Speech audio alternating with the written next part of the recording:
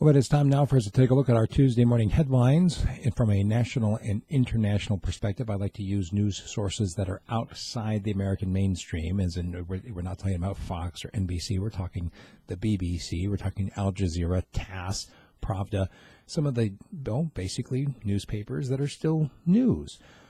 President Trump signed a new travel ban directive, this one for 6 of the 7 Muslim countries that he had said before. Everything else is pretty much still the same.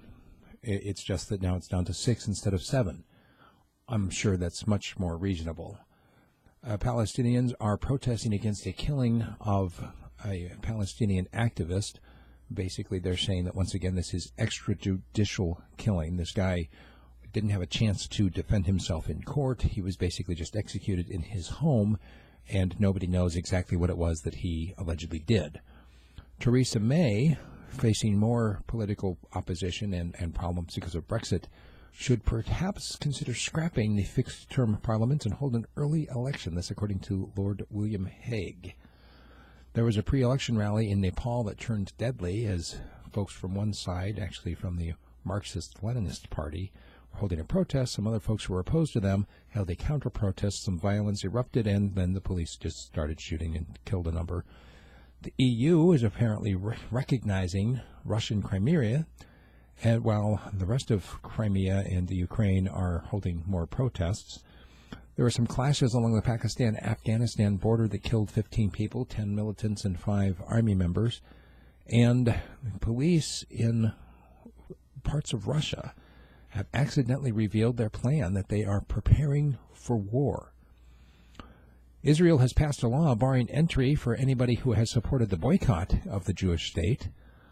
And the USA is apparently desiring to create a center for the fight against Russian propaganda, also Chinese propaganda, to basically send a stream of truth out into the world, because having truth coming from a government source is much better than having an independent media.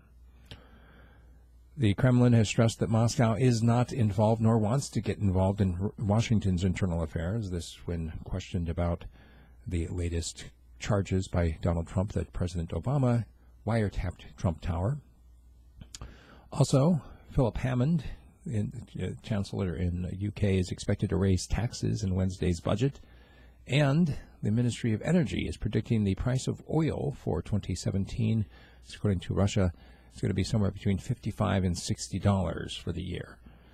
There were some Iranian ships that forced both U.S. and Royal Navy vessels to change course. And these small vessels that came out and basically maneuvered themselves in between the big vessels, and basically because they didn't know their intentions, because they didn't respond, instead of it erupting into a shooting war, the bigger ships changed course.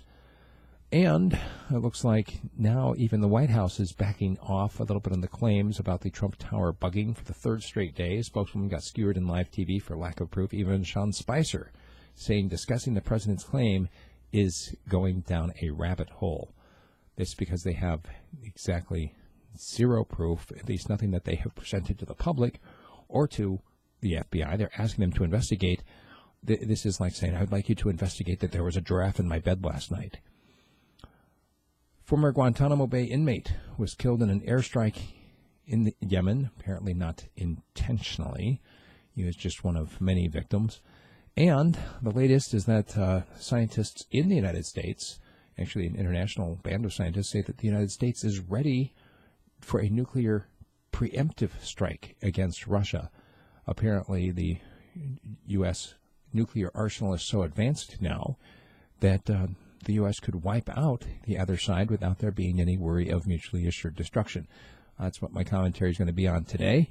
Make sure you check out my Alaska News, and if you like what I'm doing, support me either through Patreon or by buying a subscription, radiofreespeech.com. If you want details on how you can do so without a credit card, email me, steve@radiofreespeech.com. Thanks.